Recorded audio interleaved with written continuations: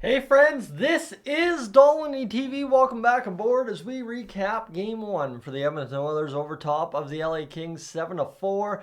More or less giving you the update on what's happened on the off day between Game 1 and Game 2 as the Oilers look forward to tomorrow's 8 p.m. start on Wednesday. As friends, well, what do we know from that first game last night? Stuart Skinner, phenomenal, other than the Oilers defense kind of needs to pay attention and not panic quite as much, right? A puck going off the skate of Darnell Nurse and Cody Ceci panicking and firing a puck to the most open area of the ice he could see, only to be snatched away by the LA Kings and put into the back of the net immediately after. So, a couple of takeaways. Obviously, I think the biggest takeaway here is from Chris Knobloch's post-game pressers and obviously into today as well. Just that sense of almost, I think, from every Oiler today, relief in some facet that, you know what, they won Game 1 and now they can keep it light, right? They're not chasing. Today, Chris Knobloch saying it was just a really easygoing practice, which it would not have been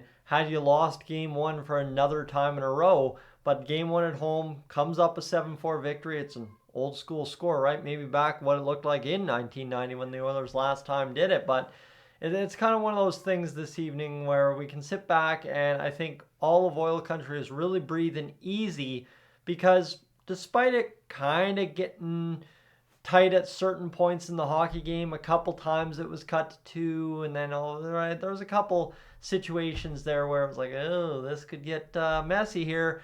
It's looking bad, but obviously the Oilers are a much more composed team than maybe in previous playoff runs, especially after how this year started and how they walked themselves into the playoffs the rest of the way home from November 24th. So it's one of those things is I think they really never felt like the game was going to slip away from them.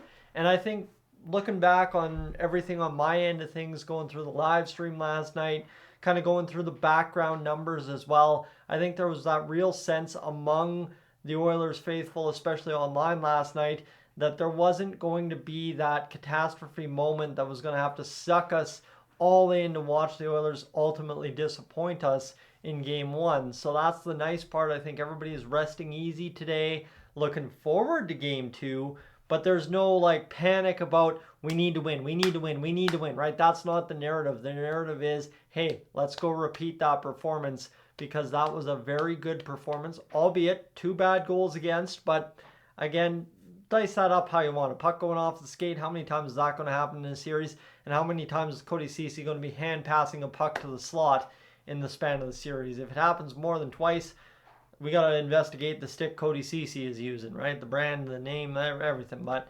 you kind of get where we're going today. Is it's nice to see an easygoing practice, and because of that, we actually see something here for the Edmonton Oilers. Should have made that bigger. Should have made that a little bit easier to read. Sorry, my apologies.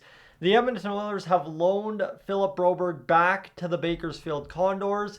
This is something that I think those of us kind of sitting here on the idea of Philip Broberg being recalled the other day kind of speculated would be the case. Bakersfield starts the playoffs tomorrow, and it was kind of one of those situations where the Oilers have 7 defensemen, right, currently on the roster, including Stetcher and the 6 that played last night. But had anything happened last night, which was possible after Trevor Moore clipped Vinny Desharnais, well, right, is you wanted to have that security blanket of Philip Broberg around in case you needed him for game number 2. The Oilers obviously deemed they do not need him for game number 2, so he'll be sent back down to Bakersfield to keep his starring role on the Condors blue line, in which he has absolutely dummied the AHL for standards in terms of Oilers defensemen over the years.